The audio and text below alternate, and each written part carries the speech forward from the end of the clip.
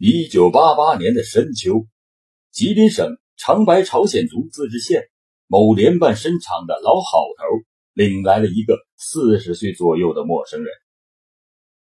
老好头是联办参厂的老户，这次他到浑江市，也就是现在的白山市，办完事情后，在住店的时候，遇到了一个衣衫不整、面色憔悴的住客。因为同住一屋，在闲谈中，他知道这个长着络腮胡子、挺能讲的店友是黑龙江人，来到这个地方要找活干。老好头问他有身份证吗？他说没有。又问他叫啥名？他说叫刘毅，还说他是一步步走到这个地方的。老好头开始不太相信，但刘毅说是真的。2000多里地，他顺着铁路一步步走到大栗子鸭绿江后，才知道中国地界到此就到头了。于是他才又返回来的。老好头问他，这走一路就没找点活干？刘毅说找了，都不合适。老好头问刘毅，那你都会干啥活？刘毅就说了一大串，包括泥瓦匠、木工和钣金。他会的活还挺多。老好头又续上一根烟说，这些活在山里头都不大用，那管理参你明白不？刘毅知道他指的是人参，管理参他是真的不懂，就说不明白。老好头又问，那要是我教你的话，那你能干不？热心肠的老好头看出刘毅是个精明人，果然他回答道，你要是教我，我肯定能干好那就行。这老好头很是宽心。第二天一早，刘毅跟着老好头上了开往长白县的长途汽车。刘毅这人干啥活都挺地道，不仅能吃苦，还能跑山，甚至比当地人都强。打猎、采蘑菇、挖草药，没有他不会的。而且呢，枪法还特别准。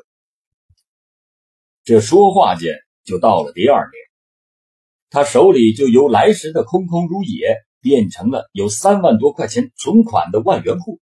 这在当时，在联办参厂上也称得上是大粮户。经济条件的宽裕使刘毅有机会接触到当地许多的女性，其中最有几分姿色的要数年方25、26岁的徐某。这个徐某别看是长在山沟里的姑娘，那长相和身段一点不比城里的姑娘差。在第二年开春时候的一天早上，这个徐某约好刘毅上山刨药材，俩人是结伴而行，一边是刨药材边说边笑。结果还不到中午，这一男一女就刨到一块儿去了。这俩人干完那事之后徐某呢也没图啥，倒是对刘毅扔下一句话。他说，你跟我有了这事儿，往后你就不许再跟旁人了。刘毅呢爽快地答应了，也提出了同样的要求，那你也不能再跟别人了。徐某回答说，这你就放心，你这么好又有劲儿，我跟旁人还有啥意思？这几年下来，刘毅不仅买了牛拴了车，还置办了单管猎枪和猎狗，现在就缺个屋里守家望门的女人了。但他不想结婚，因为有的是女人属于他。有时进山打猎10天半个月回不来，刘毅就像个准野人似的吃住在原始森林里，他是从不迷路，更饿不死。所有这些能耐都让当地人不敢小瞧他。他有个邻居张某是和他住的门挨门，曾经多次跟他一起合伙进山打猎，然后把打到的猎物拿到他老丈人家，说是以后卖了钱2个人再平分。可是几次都食了言，2年多了没给过刘毅1分钱。后来刘毅找张某要钱，张某不给，从此2个人就结下了仇疙瘩。不久前，刘毅花800块钱买的猎狗让人给要死了。刘毅马上就怀疑是张某干的，因为头一天傍晚，他看见张某的老婆隔着板帐子给他的狗扔过来半个馒头，半夜呢狗就死了。这一夜，刘毅几乎是一宿没睡。在这里哪样都好，就是没有正式户口，被其他人称为臭盲流子，处处受人欺负，甚至被人打肿了脸，还要强迫自己挤出个艰难的笑，向人家赔礼道歉。但这一次他不想忍了，他此生最心爱的物件，一个就是枪，另一个就是狗。第二天，刘毅就上门去问他们，两口子是死不承认，于是双方就对骂起来。到了最后也没分出胜负，各自收兵回家。此后刘毅表面是不动声色，心里却有了一本账。申场还有个李某，也是个好占小便宜的主。有一次去刘毅家，借申场寄存在他家的一块汽车扇布，说是要扇土豆。几个月之后，刘毅跟李某索要，李某把扇布卷着就送了出来。这刘毅一瞅，这扇布不是给弄坏了吗？就问他，你怎么给绞了呢？李某说他绞开了，做个枪套和子弹袋了。李某不满地说，这是你的吗？李某说，那是你的。刘毅一听，这下可火了，那不是我的，人家寄放我这儿，不得朝我要吗？此时他已经是眼露凶光，但在关键时刻，刘毅想想又算了。不过在他心里也给这个人记下了一笔账。时间很快到了1992年的春天，刘毅碰上了一件最让他无法忍受的事儿。那天他上山找药材，无意间发现在树林里有两个光着下身的男女在野合。这不看则罢，这一细看您猜这个女人是谁？让刘毅怎么也没有想到的是，这在树林里野合的女人竟然是他的情妇徐某。另外一个更让他不敢相信的，竟然是邻居16岁的儿子金某。当天晚上，刘毅找到徐某后，就问他白天你去干啥了？徐某说，我刨天麻去了，咋的？刘毅说，我也去刨天麻了，还看见两个人。一听刘毅这么说，徐某就不吱声了。刘毅又说，你不让我跟旁人胡扯，你却跟旁人胡扯，而且还跟小孩。徐某听后恼羞成怒，反唇相讥地说道，我不跟旁人胡扯咋的？你是我啥人？我爱跟谁就跟谁，你管得着吗？刘毅突然大怒，隐藏了很久的本性又暴露了。他上前一把掐住徐某的脖子，自己的嗓子也变了声调说，我咋管不着，你看我能不能管得着？徐某顿时被掐得眼冒金星，呼吸短促，脸色紫红。你掐死我吧，死在你这样的男人手里，我不后悔。徐某这样断断续续地说着，其实刘毅并不想要他的命，只是一时兴起，想出口恶气。他见徐某口气软了下来，又不张扬，还说出了这样一番话，掐着他的手也放缓了力度，直到最后放手罢了。但在刘毅的心中，自己的花被人家采了，采他花的竟然还是个乳臭未干的毛孩子，他怎么想也怎么别扭。他还祸害我的牛！刘毅吼了一声，掉头消失在夜色之中。如果说这件事是导火索的话，那么那个16岁的男孩就成了这导火索的火种。第二天，那个小男孩拿着镰刀上门去找刘毅。你别看这小子才16岁，个子却已经是1.78米，那气势挺盛的，对刘毅说，老刘，你为什么说我害你的牛呢？刘毅正吃早饭，一见到他就气不打一处来，大声地骂道，你他妈没害我牛，前2天我的牛草料理，那铁掌是不是你干的？小男孩倒也不是善茬子，我没干。紧接着俩人就动起手打了起来。这颗沉默已久的炸弹终于在许多人还没明白怎么回事的情况下，突然就爆炸了。初生牛犊不怕虎的小男孩先砍了刘毅一菜刀，刘毅也迅速地抽出了他自制的猎刀，还了他一刀。但是两个人都没有受到重伤，倒是刘毅的凶器让小男孩失去了勇气。小男孩转身逃回家去了。刘毅以为他跑回去是回家取枪，立即就产生了杀人的念头。他想到，你回去取枪，莫不如我先拿枪把你给打死。于是刘毅进屋拿出枪，直奔小男孩家扑去。刘毅来到金家，听到小男孩正跟他妈说道：“老刘拿刀砍我。”他妈却说：“砍你，你不跟他干。”听到这儿，刘毅接口骂道：“有他妈你这么护犊子的吗？他拿菜刀砍我，你知不知道？”金家的老婆说：“砍你活该，你是臭盲流的，我打死你！你敢上派出所告你去！”刘毅杀机顿起的吼道：“你再说一句，告我去！”金家老婆毫不相让：“就告你！”只听啪的一枪，刘毅把金家的女人就给打倒了。她的丈夫老金从屋里跑了出来，紧接着又是啪的一枪，把老金也给打倒在地。刘毅又迅速的推弹上膛，用枪指住了小男孩，但是他没有扣动扳机，而是吼道：“滚！”小男孩转身就跑。这时的刘毅并不惊慌，他拖着枪从容地朝村外走去。走到30多米外，又碰上了邻居张某，也就是那个早在他心中深深记着一笔账的那个人。张某见刘毅过来，他说：“你个臭盲流子，还敢在这里开枪打死人！”刘毅二话没说，端起枪一枪就把张某给打死了。这时刘毅才开始有点害怕了，他想跑，但他发现枪的小弹簧坏了，就掉头往刚被他打死的张某家跑。刘毅知道张某家里也有一把枪，那枪是他俩同一天买的。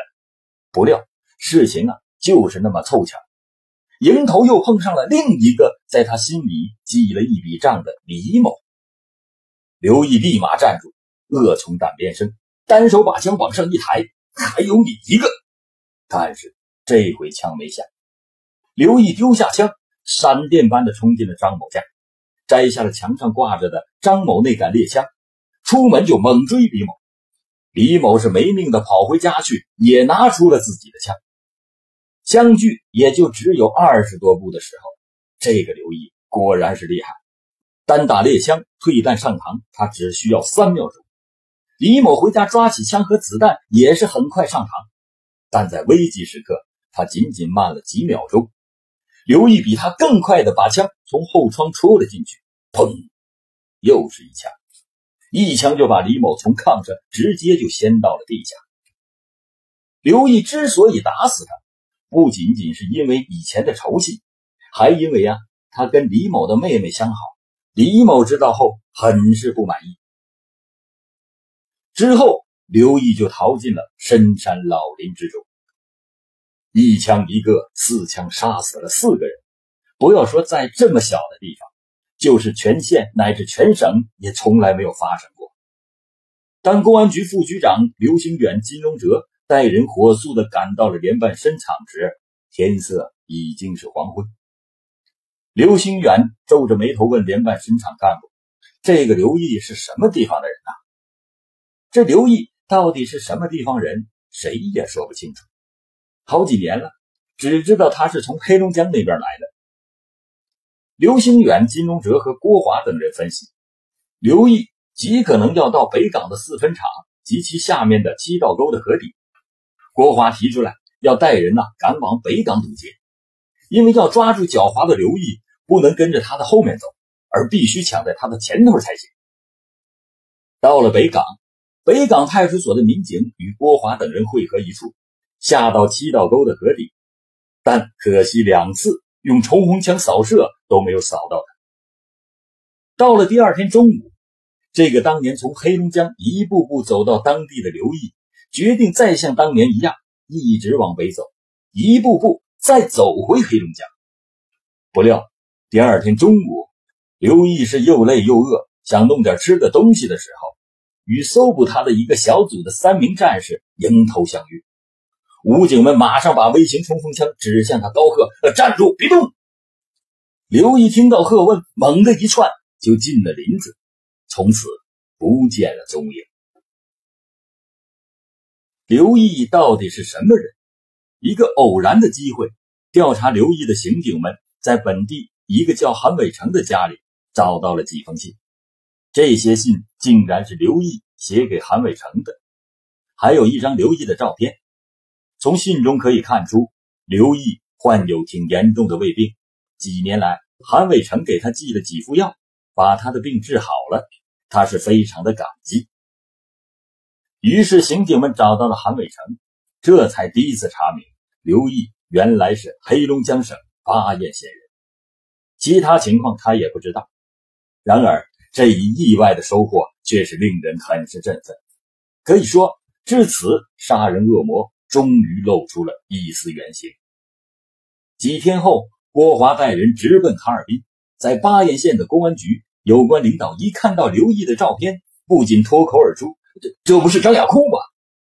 几位远道而来的同行被弄得莫名其妙，原来此人正是巴彦警方几年来全省通缉捉拿而不得的重大爆炸杀人嫌疑犯张亚库。张亚库生于1949年，是家里的第二个儿子。父亲曾经2次奔赴朝鲜战场，归国时成了2等甲级残废。母亲是个勤劳朴实的农村妇女，一家子日子过得还算可以。真正的不幸是从母亲突然逝世开始的。张亚库长到6岁时，他的母亲突然身患重病，不治而亡。后来他父亲续娶了朝鲜一古氏姑娘为妻，张亚库生性倔强，不听管束，而且幼小心灵中极其怀念母亲的张亚库从此长期跟继母不和。在7岁的时候，他就跟着当年仅仅10岁的哥哥搬出去单过了。历经炮火硝烟，流血牺牲都没有落泪的父亲，面对亲生骨肉的分离，流泪了。分离出去的张亚库小哥俩住在生产队废弃的饲养场里，他们的主要生活来源靠的就是给生产队放猪放牛，挣点工分维持生计。父亲张大江多次含泪劝说他们回去，但张亚库坚决不看。1970年，18岁的张亚库应征入伍，曾经在吉林省磐石县空军基地某部队服役，当了空军地形之后，表现也非常好。别人都反映他枪法特别准，出枪快，脑瓜灵活，但是生性暴躁。1973年，他复员回乡务农，曾经还当过一段时间的生产队长。那个时候他就开始谈恋爱了，结婚之后生了3个女儿。在1984年，小女儿突然患了重病，为给女儿治病，他变卖了房子，前后一共花了8000多块钱。女儿的病虽然是治好了，但是家中也从此一贫如洗。无奈之下，他便投奔到黑龙江省巴彦县兴隆镇清河堡同父异母妹妹的家，并且做点小生意来为全家糊口。张亚库从此也开始了有小偷小摸的行为，后来因为盗窃被判刑2年半，但是1998年他因为举报有功被减刑提前释放。在他刑满释放那天，回家中一看，正碰见妻子跟别人鬼混。张亚库气得将对方痛打一顿后，勒索了3000元钱。也正是这笔不义之财，像魔鬼一样，从此一步步引着张亚库步入了地狱之门。先是妹妹张亚红跟他要这3000块钱的一半，理由是张亚库服刑期间，妹妹到粮库偷粮，被张亚库的妻子告发过，并且因此受到处罚，他要求张亚库赔偿。张亚库却说这钱不干净，咱们谁也不能花。兄妹俩因此大吵了一架，张亚库当时还打了妹妹2巴掌。他妹妹也是非善良之辈，一气之下拿起刀也捅了张亚库一刀。张亚库被送进医院之后，很快的花光了那3000块钱。由于妹妹经常到医院吵闹，张亚库感到实在是不能再待下去了，于是便要求叔伯弟弟张亚芳把他送到阿城县。不料妹妹却着急和张亚库不是一个妈生的四弟六弟等人追杀到此，非让他钻到火车底下自杀，否则绝不让他活着走出巴彦县。张亚库再三的哀求，四弟六弟等人终于念在兄弟情上放了他一马。从此张亚库就对妹妹那是恨之入骨。之后张亚库投奔到阿城县711厂的连金家找妻子。连金说，你媳妇把孩子送来之后他就走了，我也不知道去哪儿了。至此妻离子散的张亚库已经是绝望之极，一怒之下他决定立即返回巴彦县杀死妹妹和妹夫。于是他潜入钢铁厂，偷了8管 TNT 的烈性炸药，还有2根雷管，然后自制成了炸药包，并且在当天晚上返回潜入到巴彦县兴隆镇清河浦妹妹家的房后，将足以炸飞整个房子的炸药包放在了大屋的窗前，点燃之后就跑掉了。3个月之后，已经化名刘毅的张亚库硬是沿着铁道线一步步走到了吉林省的临江县。他之所以不坐车，一是身无分文，更主要的是为了躲避黑龙江警方的追捕，昼伏夜行。到达长白县几年后，又制造了更加骇人的血案。在巴彦县的10几天时间里，长白警方找到了张亚库家以及他所有能找到的亲属和同学。然而张亚库根本就没回来。第一次巴彦县的长途追捕无果而终。张亚库这个身体并不强壮，但毅力惊人的家伙，像当年来时一样，在重兵围追堵截中，倚仗着他对森林的熟悉，又一步步地走回了黑龙江。不同的是，这次他没有沿着铁道线走，而是凭借多年来熟知山林的特点，硬是在2000多里地的茫茫林海中走出了一条逃亡之路。等走出来，他已经是人鬼难分，身上不时散发出野兽般那种令人恶心的腥骚气味。他在一个小水泡子里洗了脸，用刀一绺一绺地剃了头和胡子，之后他再次隐藏起来。这一隐藏，他连自己都没有想到，竟然整整6年。1997年9月15日，长白朝鲜族自治县新任刘义亮局长得到消息，张亚库近日在巴彦露面。3天后，追捕小组再次出现在黑龙江省巴彦县城。县人肖代发说，他看到张亚库坐了一辆倒骑驴。倒骑驴可能很多听众朋友不知道是什么。倒骑驴就是一种驱动在后面的3轮车。追查倒骑驴业主成为了一条极具价值的线索。经过大量的工作，那个倒骑驴业主终于被找到了。经他证实，9月6号下午确实有一个中年人坐过他的倒骑驴。此人身高1.68米左右，长脸，体型稍瘦，穿着空军地勤的专用防水靴，在生产资料门市部门前上的车。刚上车时他说去客运站，中途又堵了一辆开往兴隆镇的招手亭的中巴。长白侦查员向他出示了张亚库几年前的照片，让他辨认。他一眼就看出来，对，那天就是他。然而经过认真查找，张亚库仍然没有被摸上来。事后才知道，当时张亚库就在距此地不过100里的太平沟。在那里他有一个年轻漂亮的相好。流窜中一个极偶然的机会，他来到太平沟。那天是大雨如注，赌钱输个精光的于边军回家途中遇到了别人家房檐下避雨的张亚库，然后就问：大哥，你干啥的？我做买卖的。哎呀，那好走走走，家里去，在外边多冷啊。张亚库连犹豫都没犹豫，也不多吭一声，就跟上他走了。他不怕这家伙。于边军家实在是破烂的可以，连炕席也是大窟窿小眼子的。但令张亚库没有想到，甚至吃惊的是，他的破烂家里却藏着一个貌美的小娇妻。他知道于边军是个什么东西，他用100块钱把于边军打发走了，不下3、5个回合，他那媳妇儿就半推半就了。张亚库还在于边军家住下了，他每天给于边军100元钱，让他出去逍遥。张亚库每天也不出门，闲着没事也帮着于边军媳妇劈劈柴什么的，两个人的感情是直线上升。由于住处偏僻，于边军得了钱也只是睁只眼闭只眼，因此屯子里没有人知道他家里来了这么个人。直到有一天，于边军朝他伸出1个巴掌5个手指，想要每天500块钱的时候，张亚库感到应该离开这个地方。不料于边军说走那么容易，张亚库根本不吃他那一套，说道：我自己的腿，我想走就走。于边军冷笑地说：不一定吧，我让你走不出去3步。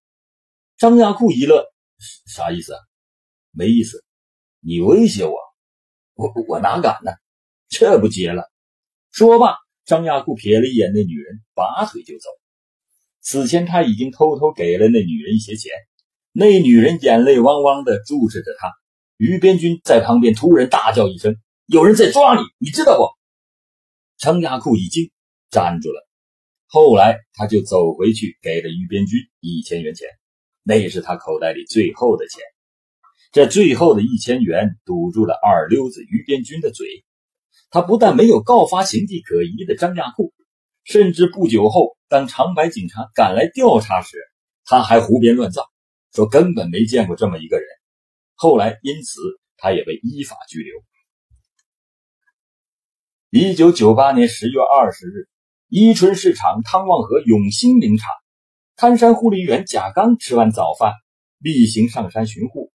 不料刚刚走进沟口时，就发现在一堆头年清林遗留下来的乱树林上，有一个蒙头大睡的中年汉子。前几天林场里刚刚发生了一起盗窃案。贾刚不由得警惕地问道：喂，起来起来，干啥的？你哪儿的？结果呢，对方二话不说，抬腿就是一脚。贾刚被一脚踢翻在地，那人呢也不恋战，转身就朝沟里跑去。接到报告后，工人们蜂拥着向那条山沟追去。下午，中年汉子就被抓到了，然后被作为盗窃嫌疑人送往伊春市上甘岭区公安局。出人意料的是，一到那里，他就向警方说：我不是盗窃犯，我是杀人犯，我是张亚库。你杀了人？在哪儿杀的？法验。杀了谁？我外甥。采用什么手段？爆炸。哪年？1988年夏天。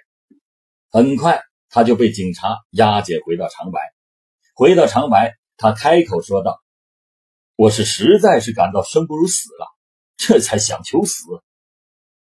6年，人生中大约1/10的时光，他虽说过着自给自足的生活，但其中滋味就是60年他也回味不完。他说：你不去经历，绝不会想到那种非人的日子。